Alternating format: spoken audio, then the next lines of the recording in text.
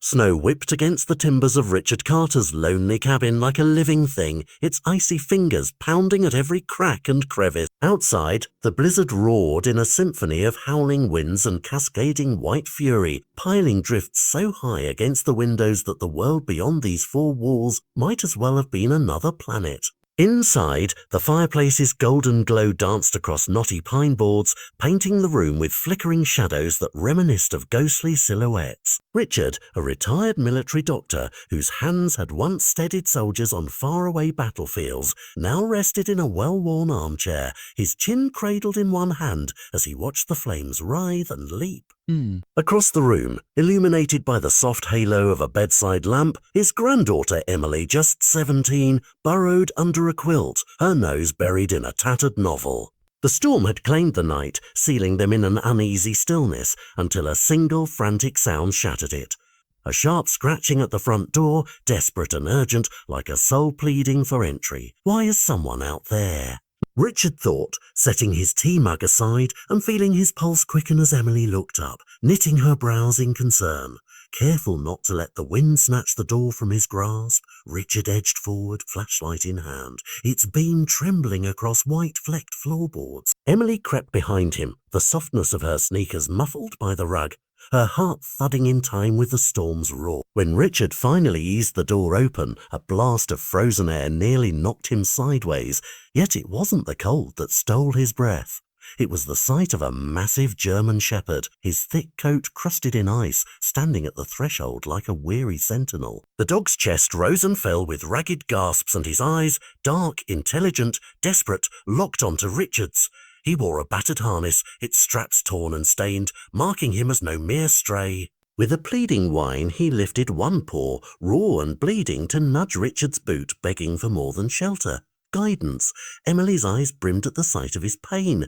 "Grandpa," she whispered, "he's trying to tell us something." In that moment, Richard recognized the weight of his decision. Trust this brave creature, or risk letting a silent call for help starve in the storm's teeth. Richard exchanged a look with Emily, equal parts worry and resolve, then whispered, "Come in, boy." The dog slipped inside, snow melting in little puddles around his paws, but he did not relax. Instead, he circled back to the door, nose pressed against the threshold, eyes imploring them to follow. Emily knelt beside him, brushing her fingers through his frost-crusted fur, her voice soft. "You're freezing," she murmured, noticing his paws were raw, his coat matted. Drawing closer, Richard crouched to examine the faded harness straps. "He's trained," he breathed, running a gloved hand over the sturdy buckles. "He's looking for someone."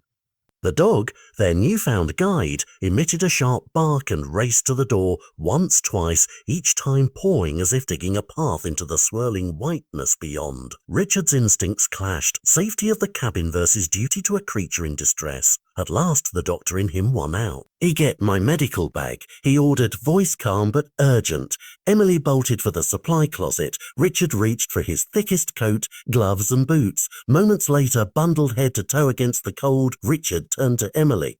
"Stay here." But Emily, no longer the child she once was, shook her head. "You might need me." Richard hesitated, then nodded, grudging pride in his granddaughter's courage warming him more than any fire. With that, the dog, whom Richard quietly dubbed a Max, bolted into the night. Snow devoured his silhouette within seconds, but his barks echoed, a beacon guiding them onward. Each footfall was a battle, wind pressing like an invisible wall, snow sucking at their boots, forcing them to lean into the gale. Still, they pressed forward, emerging from the cabin's halo of safety into the white wilderness beyond. Max's mind flashed to hours earlier, when he had stood vigil in a crumbling shack half buried in drifts. Inside, Sophie lay curled on threadbare blankets, her swollen belly heaving with each agonizing contraction.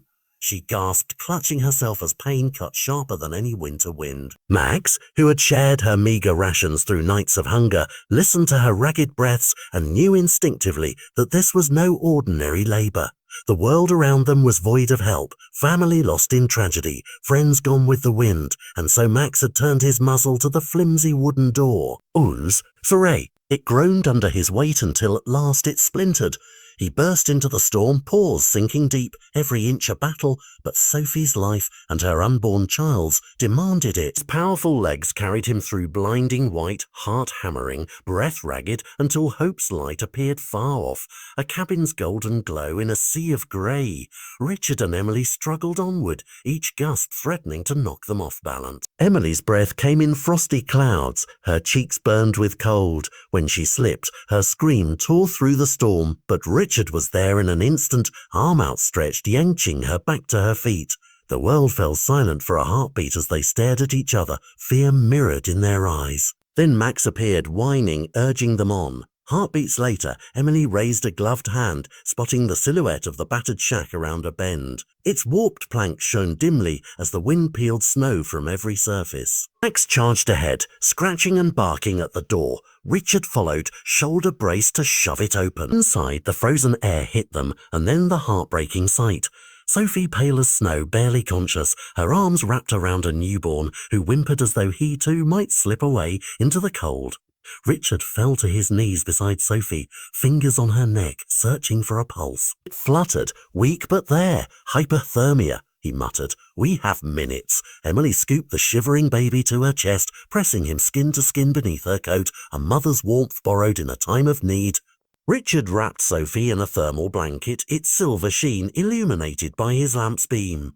Max lowered his muzzle, nose grazing her clammy cheek, a guardian refusing to yield. We have to move, Richard said, pulling off his gloves and lifting Sophie with surprising strength. Each step back fought the storm anew. His lungs burned, his muscles trembled, but giving up was not an option. Then disaster struck. Richard's foot vanished into a hidden crevice beneath the snow, sending him crashing down with Sophie in his arms. Pain lanced through his calf, but he dared not cry out. Max barked, circled, then dove forward, paws clawing at the ice that held Richard fast. Emily lunged in, scooping snow away with trembling hands until Richard freed himself. No time to dwell on the agony. He hoisted Sophie again, Emily clutching the baby as Max sprinted ahead, tail a banner of hope. Through the final swirl of wind they saw it, the cabin's porch light, haloed by drifting snow. A final sprint, a final gulp of frozen air, and they crossed the threshold. Behind them, the storm's howl was swallowed by the slam of the door. Inside, warmth rushed over them like an embrace. Richard kicked the door shut, sealing out the blizzard's fury. A blankets, he barked to Emily, voice steady despite exhaustion. She darted to the couch, yanked thick quilts, and cocooned Sophie and the baby.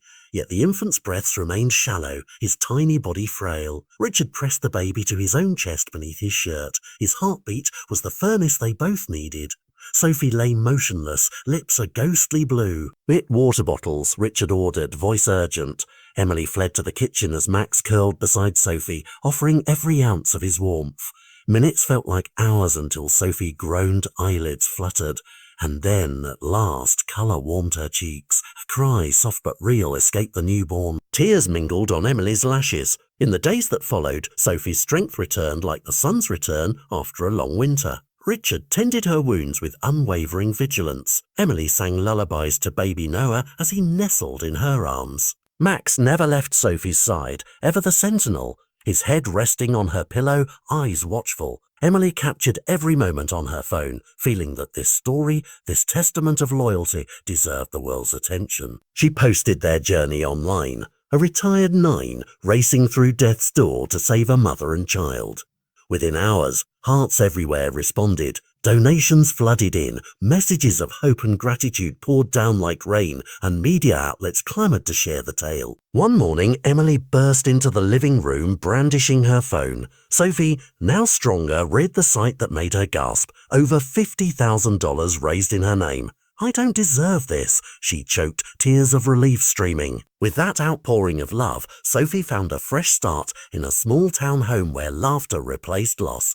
She and baby Noah settled in under Max's watchful gaze, his fierce loyalty now a comfort rather than a burden. One golden afternoon, Sophie sat on her porch, Noah cradled against her chest, Max at her feet. She ran a gentle hand through his thick fur and whispered, "You weren't just a 9, Max. You were my protector, my guardian, my family." Max thumped his tail, eyes closing in contentment as if to say, "I was made for this moment." Emily, watching from the doorway, smiled, knowing that this story, born from a storm's heart, would warm countless souls with its proof that courage and love can conquer even the fiercest blizzard.